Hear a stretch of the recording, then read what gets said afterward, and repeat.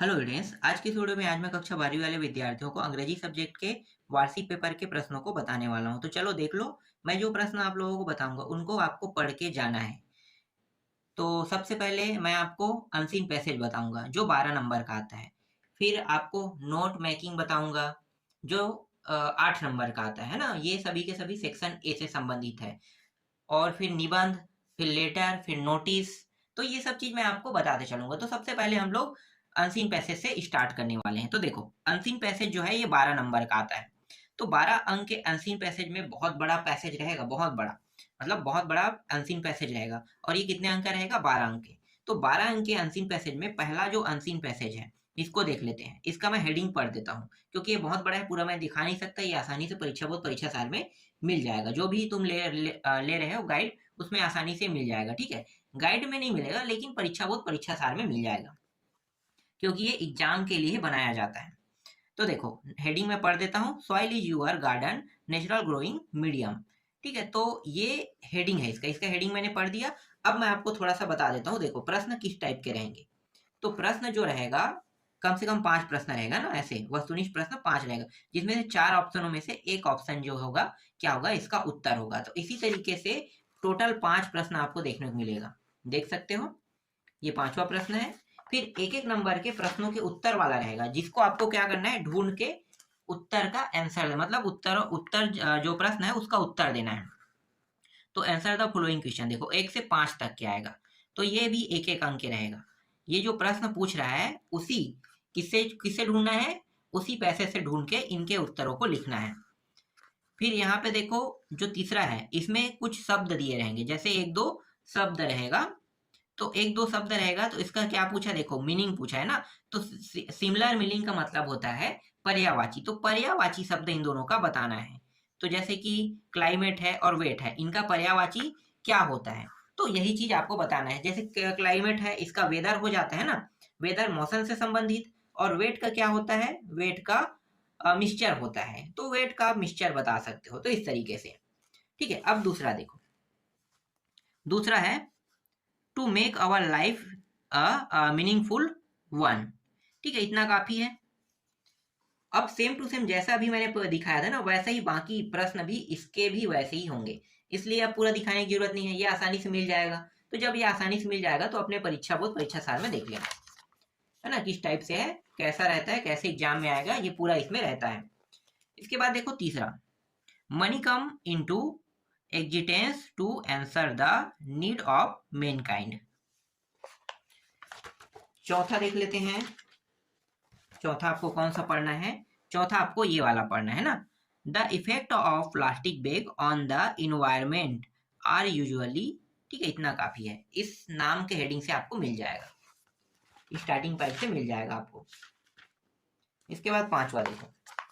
पांचवा देखो, यहाँ पे पैसेज नंबर अलग है। आपको सभी पैसेजों को नहीं पढ़ना है, जो पैसेज मैं बता रहा हूँ सिर्फ उन्हीं को पढ़ना है। तो Gandhi without realising is had found the secret of success. हो गया पांचवा। छठवा देखो, some political thinkers think that liberty and equality. ठीक है, इतना काफी है। इस नाम से ढूंढोगे तो ये मिल जाएगा। ये भी सातवां देखो, सातवां कौन सा पढ़ना है, ये vegetables are important protective food and highly beneficial. ठीक है, इतना काफी है। तो ये 7 हो गया। इसके अलावा दो और है जिनको जो मेरे पास तो नहीं था, तो मैं यहाँ पे बस पढ़ के बता देता। The art of living is learn easily by those whom. और 9वां जो है, देखो ये हेड स्टार्टिंग पॉइंट में यही रहेगा। ये आपके परीक्षा बोर्ड परीक्षा साल में मिल जाएगा। और 9वां है the scripture clearly define the 3 qualities. इतना इतना काफी है। ठीक है, अब मैं बताने वाला हूँ नोट मेकिंग, है ना। तो नोट मेकिंग देखो, ये क्या है, I am found of playing cricket. ठीक है, तो प्लेइंग क्रिकेट के बारे में है। अब देखो इस तरीके से, ये भी सेक्शन ए के अंतर्गत दूसरा जो नोटिस है वो है। तो इसमें आपको क्या बताना है, एक तो पहले में नोट मेकिंग करना है, मतलब कुछ कुछ पॉइंट। नोट मेकिंग कैसे करते हैं, देखो एक नोट लिखना है इस तरीके से। इसके बाद एक टॉपिक लिखोगे, एक हेडिंग नाम, फाउंड ऑफ प्लेइंग क्रिकेट। तो प्लेइंग क्रिकेट, तो क्रिकेट खेल रहे हैं तो उसमें क्या क्या प्रक्रिया हो, जैसे कि बॉलिंग करना, कोई बैट्समैन बैटिंग कर रहा है ना, और क्या हो रहा है, जैसे कोई अच्छा मार रहा है, एक व्यक्ति जो है कितना रन बनाया और कितने रन के बाद आउट हो गया, तो ये लिखना होता है। इसके बाद देखो आई कैरिड ऑन, तो उसके बाद अगला जैसे कि जो अपोजिट टीम वाले वो क्या कर रहे हैं, तो उसके बारे में भी बता सकते हो, है ना। तो ऐसे ही 2-3 3-4 टॉपिक बनाना है आपको। तो 4 टॉपिक बनाना जिनके अंदर कम से कम 3-3 टॉपिक लिखना है, कम से कम 3-3 टॉपिक। तो हर एक में क्या हो जाएगा, आपको 1-1 नंबर मिल जाएगा, इस तरीके से 4 नंबर मिलेगा। अब दूसरा क्या है, समरी बनाना। समरी बनाने का मतलब क्या है, इन्हीं टॉपिकों को और छोटा कर देना। जैसे कि ये कितना है, अब भाई छोटा करने का मतलब ये नहीं कि इसको काट काट के लिखना, जो जुड़ता जुड़ता हुआ टॉपिक रहेगा ना, बस उनको ही क्या करना है, इसके साथ अटैच करके एक छोटा सा टॉपिक बना देना है, जैसे कि ये है, यही समरी कहलाता है। तो ये समझ में आ जाएगा समरी कैसे बनाते हैं। ठीक है, अब देखो ये दूसरा पैसेज है। दूसरा पैसेज, तो there are two problem which, ठीक है, इतना काफी है। तो इस हेडिंग से ढूंढना आसानी से मिल जाएगा स्टार्टिंग पॉइंट से। इसके बाद देखो तीसरा, the small village of Samantapur contains, ठीक है, तो ये इसके हेडिंग पॉइंट से ढूंढ लेना, मिल जाएगा। हेडिंग पॉइंट में नहीं, हेडिंग पॉइंट में बार बार बोल रहा हूँ, हेडिंग नहीं है, स्टार्टिंग पॉइंट है वो, है ना। इसके बाद देखो ये चौथा वाला, one Sunday evening there was a big crowd, big crowd, है ना। तो इस स्टार्टिंग पॉइंट से ढूंढना मिल जाएगा। फिर ये पांचवा देखो, I was travelling by bus from Calicut, है ना। तो यहाँ से स्टार्टिंग जो पॉइंट है उससे ढूंढना मिल जाएगा। ये भी आपके परीक्षा बोर्ड परीक्षा सार में रहेगा, ये वाला प्रश्न भी मिल जाएगा। स्टार्टिंग पॉइंट देख लो, the most alarming of mains, और ये आपका अंतिम है, 7 दे रहा हूँ, 7 से ज्यादा नहीं दूंगा। Crime has become an inseparable part of society, ठीक है, तो ये 7 हो गया, इतना काफी है। अब मैं आप लोगों को सेक्शन बी के प्रश्नों को बता देता हूँ। सेक्शन बी के प्रश्न बहुत इंपॉर्टेंट है। सेक्शन बी में कौन कौन से प्रश्न आने वाले हैं बता देता हूँ। सेक्शन बी में एडवर्टाइजमेंट और आपको डिजाइन, डिजाइन से तो कोई भी प्रश्न नहीं देखने हैं, एडवर्टाइजमेंट और डिजाइन का कोई मतलब नहीं है। एक तो नोटिस आएगा ही आएगा, तो नोटिस को देख लेते हैं। नोटिस एक रहेगा लॉस एंड फाउंड से आपको देखना है, एक कम से कम देखना ही है लॉस एंड फाउंड से। तो यहाँ पे जो एग्जाम है, एग्जाम में जो है पिछले एग्जाम में फाउंड से आया था। देखो लॉस और फाउंड का मतलब क्या होता है, लाभ हानि, है ना, लाभ और हानि। तो लाभ हानि से पूछ सकता है कि क्या आपको लाभ हो रहा है, क्या आपको हानि हो रहा है। तो ये लॉस फाउंड से हो गया, तो एक आ गया। इसको छोड़ भी सकते हो, लॉस एंड फाउंड का बहुत कम चांस होता है आने का। लेकिन कल्चरल जैसे प्रोग्राम फंक्शन करना, इससे संबंधित बहुत सारे आते हैं। जैसे कल्चरल इवेंट हो गया, कल्चरल फंक्शन हो गया, स्पोर्ट फंक्शन हो गया, है ना। तो ये सब फंक्शन है, तो इससे आते हैं एग्जाम में, तो इसे अच्छे से देखना। और नोटिस बहुत आसान होता है, बहुत आसान, मैं थोड़ा सा बता देता हूँ। देखो यहाँ पे इंटर स्कूल डिबेट कंपटीशन वाला 2023 में आया था, और 2021 में इंटर हाउस सिंगिंग कंपटीशन। तो देखो कंपटीशन है ना, तो कंपटीशन से जब आएगा तो आपको क्या क्या करना है, इसी तरीके से लिखना है। तो मैं आपको हिंदी में बता देता हूँ। देखो जब भी कोई नोटिस आता है, तो आप लोगों का जो टाइम टेबल है वो भी तो नोटिस है ना।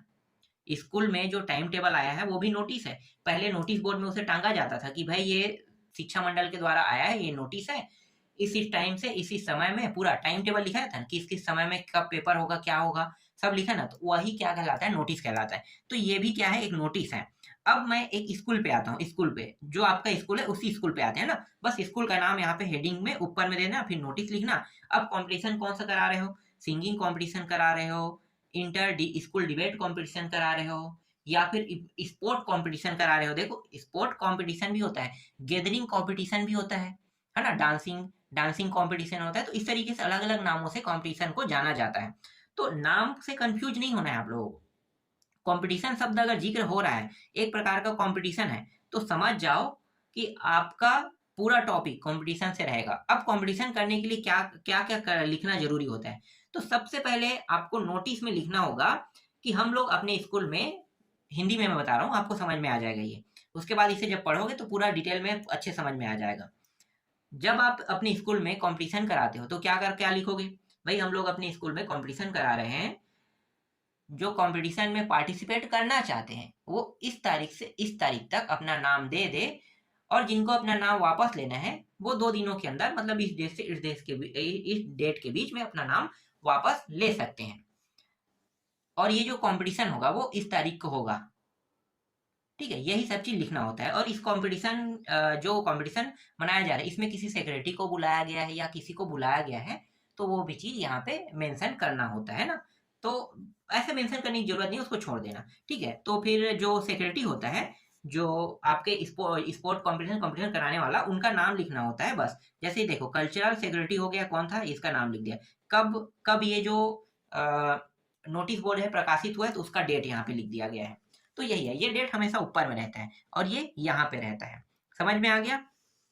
ये हो गया। जैसे क्विज कंपटीशन, देखो क्विज कंपटीशन आ गया, तो ये भी वैसे ही सेम टू सेम है, सेम टू सेम, कोई अंतर नहीं रहता है। तो इसको देखना है, मेरे हिसाब से ये बन जाएगा, इसलिए मैं ज्यादा इसमें ज्यादा एकदम ज्यादा फोकस नहीं कर रहा हूँ। देखो ये भी एक है कल्चरल वाला, है ना, कोई फंक्शन से है, सेलिब्रेशन मना रहा है। जैसे कि आपके स्कूल में क्या होता है, जब 10वीं के बाद आप लोग 10वीं के बाद 11वीं में जाते हो, 11वीं नहीं कॉलेज में जाते हो, तो कॉलेज में जाते हो तो एक फ्रेशर पार्टी होता है ना, तो वैसी है, फ्रेशर पार्टी भी हो सकता है वो, ठीक। तो इस तरीके से होता है, या एनुअल एनुअल एनुअल पार्टी भी होता है। जैसे आप 10वीं पास कर 10वीं मतलब पेपर दिलाने वाले हैं, तो आपको विदाई तो किया जाता है ना, विदाई समारोह, उसी को एनुअल कहते हैं, ठीक है। एनुअल हो गया। और जैसे कॉलेज में, तो कॉलेज में 12वीं में, तो 12वीं के बाद भी दिया जाता है। तो स्कूल के हिसाब से है, जिस स्कूल में जितने कक्षे हैं, उस स्कूल में आप उस कक्षे तक तो पढ़ोगे, उसके बाद जब उस स्कूल से बाहर जाने वाले होगे, तब ये पार्टी दिया जाता है। तो यही सब चीज है। तो यही 3-4 को देखना है, ज्यादा नहीं देखना है, और समझना है कि इसे कैसे बनाया जाता है। इन्हीं से संबंधित एक टॉपिक उठाया जाएगा।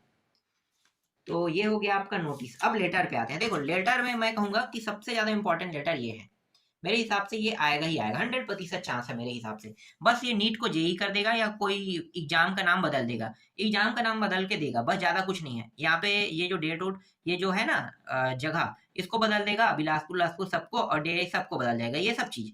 लेकिन यही यही के यही पूरा उठा के देगा मेरे हिसाब से। यहाँ पे मैं 3 दे रहा हूँ, देखो, चाहो तो आप इन दोनों को पढ़ सकते हो, ये तीनों एक जैसा है।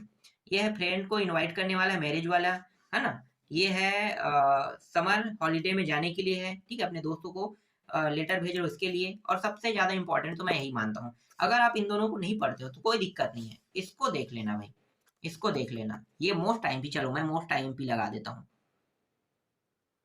ठीक है, मोस्ट टाइम पी लगा देता हूँ। अब ये तो एक हो गया, इसका अथवा वाला भी तो देख लेते हैं ना, अथवा वाले को भी देख लेते हैं। तो देखो अथवे वाले में जैसे ये है, ये किसको लिखने के लिए कह रहा है, लाउड स्पीकर के ध्वनि विस्तारक यंत्र के लिए आ सकता है, ध्वनि विस्तारक यंत्र कोई बड़ी बात नहीं है, ये एग्जाम में आ सकता है। और ये है, देखो यहाँ पे क्या है, ये थोड़ा सा ध्यान देना, ये भी मोस्ट आईएमपीओ में से एक है, ठीक है, मोस्ट आईएमपीओ में से एक है। क्यों मैं मोस्ट आईएमपी कह रहा हूँ, देखो यहाँ पे क्या है, कमिश्नर ऑफ चेन्नई कॉर्पोरेशन को लेटर लिखने के लिए कहा है। और ये क्या है, सैनिटरी, मतलब पुअर सैनिटरी, मतलब कहीं पे गंदगी है ना, तो उसे साफ सफाई करने के लिए एक लेटर लिखने का आएगा। हो सकता है ये लेटर कलेक्टर को भी लिखने के लिए कह सकता है। तो बस ये ध्यान देना कि ये किसे लिखने के लिए कहा है। जैसे कि कमिश्नर का है, तो यहाँ पे देखो टू द वाला है ना, तो टू द कमिश्नर वाला, ये जो है, ये नाम, ये इसको हटाना है, कहाँ पे लिखना है, यहाँ पे आएगा। ये जो है ना, ये यहाँ का जगह का है। इसके बाद ये जो टू द के बाद लिखते हो ना, ये पूरा यहीं पे रहेगा। या इसको पूरा हटा के नीचे में भी लिख सकते हो। ये एकदम नॉर्मल लेटर है, नॉर्मल फॉर्मल लेटर है, समझो। इसे फॉर्मल कहते हैं कि इनफॉर्मल, नहीं इनफॉर्मल कहते हैं, ठीक है। तो ये हो गया, इस तरीके का लेटर आपको देखने को मिलेगा। 2 हो गया, और कोई एक आध है क्या, एक और देख लेते हैं। देखो अगर कह देगा कि किसको लिखने के लिए, देखो प्रॉब्लम आप, एक मिनट, यहाँ पे किसको लिखने, न्यूज़पेपर मतलब एक्सप्रेस को तो एडिटर को लिखा जाता है ना, तो एडिटर को लिए लिखने के लिए कह सकता है। देखो द एडिटर नेशनल, इस तरीके से लिखना है, जो रहा जहाँ रहता है वो सारी चीजें। तो यही 2-3 देखना है, ज्यादा नहीं देखना है, इन्हीं में से कोई एक उठा के देगा। तो ये हो गया आपका, लेटर भी हो गया, नोटिस हो गया, लेटर हो गया। अब बचा है आपका आर्टिकल, या फिर हम उसे निबंध कहते हैं। तो निबंध और आर्टिकल बचा है। तो चलो मैं निबंध और आर्टिकल में ज्यादा लेट नहीं करूंगा, मैं बता देता हूँ निबंध और आर्टिकल में कौन सा पढ़ना है। यहाँ पे आते हैं, देखो ये जो value of game and sport, ये सबसे इंपॉर्टेंट है, इसे मैं मोस्ट आईएमपी में दे रहा हूँ। जो आर्टिकल आप कह रहे हो, ठीक है, नोटिस नहीं यार, कंप्रिहेंसर, आर्टिकल और ऐसे तीनों एक ही नाम है।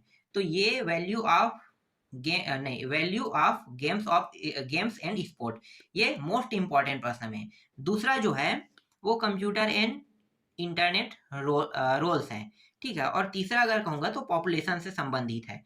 इन तीनों में से सबसे ज्यादा मोस्ट आईएमपी ये 100% आने वाले ये। अगर आप अगर एक में अगर रिस्क लेना चाहते हो तो मैं आपको कहूंगा कि इसी को ही पढ़ना, value of games and sport को पढ़ने के लिए कहूंगा। अगर आपके पास समय है और पढ़ना चाहते हो तो इनको और इनको पढ़ने के लिए कहूंगा, ठीक है। क्योंकि ये जो तीनों हैं, ये तीनों जो है, अब ये जो तीनों हैं ये इंपॉर्टेंट है समझो, लेकिन इनमें से सबसे ज्यादा इंपॉर्टेंट है, मोस्ट इंपॉर्टेंट। इनके चांसेस 50% है, इनके चांसेस 50%, इनके चांसेस 90 से 95% है, हो सकता है 100%।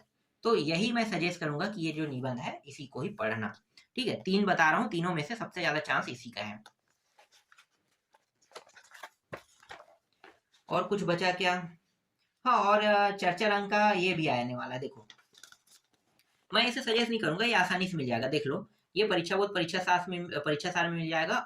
Other important extract from the text book press and poetry, ठीक है। प्रोस एंड पोएट्री दिया हुआ है। तो प्रोस एंड पोएट्री वाला जो टॉपिक देखोगे तो इसमें भी क्या रहेगा, एक पैसेज रहेगा, ठीक है, एक पैसेज, और इसमें से सिर्फ 4 अंक के प्रश्न आएगा। तो पैसेज की जो उत्तर रहेगा वो इस प्रकार से रहेगा, मतलब प्रश्न इस प्रकार से रहेगा, और उत्तर को क्या करना है, इसी में से ढूंढ के देना है। तो ऐसे वस्तुनिष्ठ टाइप से रहेगा, उसमें 4 में से 1 लगाना है, और पोएट्री से भी सेम टू सेम आएगा। तो ये हर साल बदलते रहता है, जो यहाँ पे दिया है वो नहीं आएगा, इसलिए मैं यहाँ पे सजेस्ट नहीं करूंगी कि कौन से आने वाला है। और ये चार ही प्रश्न है, तो ये अपने हिसाब से देख लेना। अब सिर्फ आपका प्रश्नों का उत्तर बस बाकी है, उसे मैं किसी दिन ढूंढ के आपको बता दूंगा कि कौन कौन से प्रश्न पढ़ के जाने हैं। देखो, जितना टॉपिक आ सकता था, जितना आने वाला है, मैंने बता दिया, और जो मैंने बताया है वो ज्यादा महत्वपूर्ण है आपके हिसाब से। आप जो पढ़ के जाओगे ना, उसके हिसाब से मेरे द्वारा बताया गया प्रश्न ज्यादा महत्वपूर्ण है। इसलिए अपना दिमाग लगाने से ज्यादा अच्छा है कि मैं जो बता रहा हूँ उनको पढ़ के चले जाना, और आपका नंबर इस कारण से अच्छा भी आएगा, क्योंकि मुझे पता है कि कैसे कैसे प्रश्न एग्जाम में आएगा, किस टाइप का आएगा, कैसे बनाना है। तो मैंने पूरा एनालिसिस करके तुम लोगों को पूरा जानकारी दे दिया है। तो अब बस तुम्हें पढ़ना है इसे, और एग्जाम में जाना है और अच्छा नंबर लेके आना है। प्रश्नों के उत्तर भी मैं जल्दी ढूंढ के बता दूंगा।